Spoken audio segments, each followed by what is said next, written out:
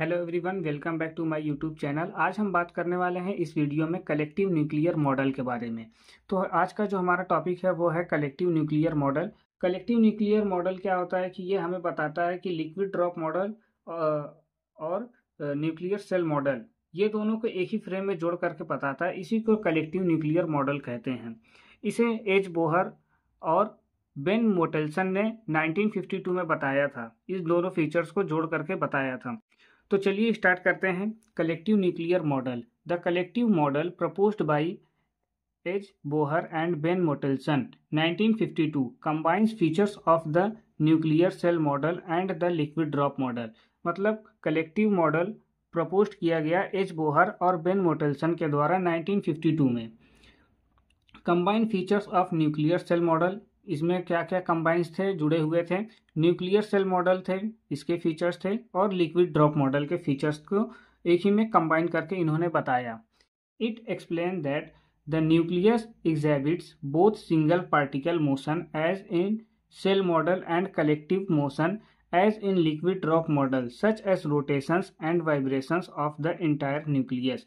मतलब इन्होंने एक्सप्लेन किया कि न्यूक्लियस जो है वो सिंगल, मतलब कि दोनों में बताता है। सिंगल पार्टिकल्स मोशन में भी बताता है और कलेक्टिव मोशंस में भी बताता है। और जब वो सिंगल पार्टिकल मोशन बताता है तो वो जैसे कि सेल मॉडल बिहेव करता है। अगर कलेक्टिव मोशन है तो वो लिक्विड ड्रॉप मॉडल बिहेव करेगा। मतलब कि वो पूरे रोटेशंस को दिखाएगा, वाइब्रेशंस को दिखाएगा पूरे न्यूक्लियस में। अब success of the collective model. Collective model success किस वजह से हुआ, किस लिए हुआ, तो इसके बारे में जानते हैं। पहला पॉइंट है explain energy spectra, rotational bands and vibrational levels in even nuclei. मतलब कि इवन न्यूक्लियाई में एनर्जी स्पेक्ट्रा, रोटेशन बैंड और वाइब्रेटेशन लेवल को समझाता है, बताता है। जैसे कि हमने उसमें देखा था न्यूक्लियर सेल मॉडल में, लास्ट जो हमने बुक से फिगर आपको बताया था कि आप वहाँ से नोट कर लीजिएगा। तो उसमें हमने क्या देखा था कि उसमें जो लेवल बना रहे थे, एनर्जी लेवल्स बना रहे थे, वो अच्छे तरीके से नहीं बना पा रहे थे। मैजिक नंबर्स को नहीं डिसाइड कर पा, मतलब कि एग्जैक्ट नहीं बता पा रहा था उसमें। Justify large quadrupole moments of D form nuclei. D form nucleus के लिए बड़े बड़े क्वाड्रुपोल मोमेंट्स को सही तरीके से ठहराता है, उसको अच्छे तरीके से क्लियर हमको बताता है। Predicts E2 transition probabilities BE2 accurately. मतलब E2 ट्रांजिशन प्रोबेबिलिटी को, मतलब कि एनर्जी लेवल्स को सही तरीके से बताता है, उसकी प्रोबेबिलिटी का अनुमान जो बताता है वो एकदम सटीक बताता है। Fourth point, unifies liquid drop and shell models into a single framework. और लिक्विड ड्रॉप मॉडल और सेल मॉडल को एक ही फ्रेमवर्क में जोड़ करके बताता है। ये देखिए हमारा रोटेशनल मोशन है, जिसमें रोटेशन हो रहा है, और ये वाइब्रेशनल मोशन है जिसमें वाइब्रेट हो रहा है हमारा। ये फिगर है, इस फिगर को देखिए, रोटेशनल मोशन यहाँ पे हो रहा है, इसमें रोटेट कर रहा है इस तरीके से। और ये वाइब्रेशनल मोशन है, इसमें वाइब्रेट कर रहा है, ऊपर नीचे दाएं बाएं लेफ्ट राइट और अप डाउन दोनों चारों तरफ से क्या कर रहा है, वाइब्रेट कर रहा है। हमने लास्ट लेक्चर में पढ़ा था nuclear shell model. Nuclear shell model मैं इसका लिंक आपको दे दूंगा या आई बटन में दे दूंगा, आप वहां से क्लिक करके देख लीजिएगा। तो यहाँ पर हम लोग उसके ड्रॉबैक के बारे में पढ़ेंगे, क्या लिमिटेशन था, क्या ड्रॉबैक था न्यूक्लियर सेल मॉडल का। तो एग्जाम में ये भी पूछता है drawback of nuclear shell model. तो मतलब इस टॉपिक का भी हम यहाँ पे क्लियर कर दे रहे हैं। पहला पॉइंट है fails for heavy and D Pharm nuclei. मतलब कि हैवी न्यूक्लियाई के लिए ये फेल हो जाता है, डिफॉर्म न्यूक्लियाई के लिए भी फेल हो जाता है। Assume spherical shape so can not explain deform nuclei.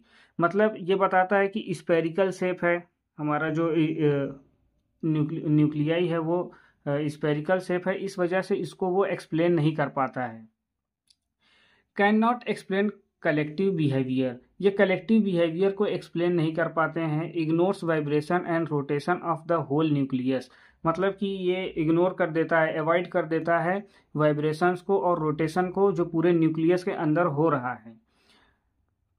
Third point, inadequate for nuclei away from magic numbers.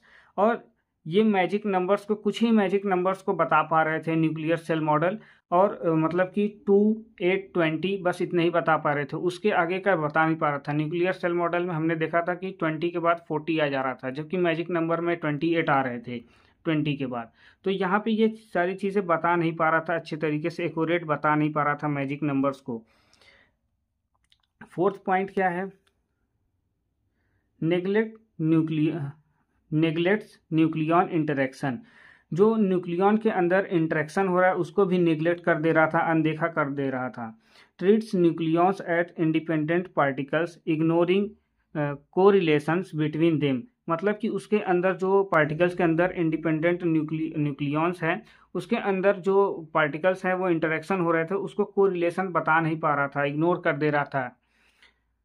Point number 5, does not explain transition rate well.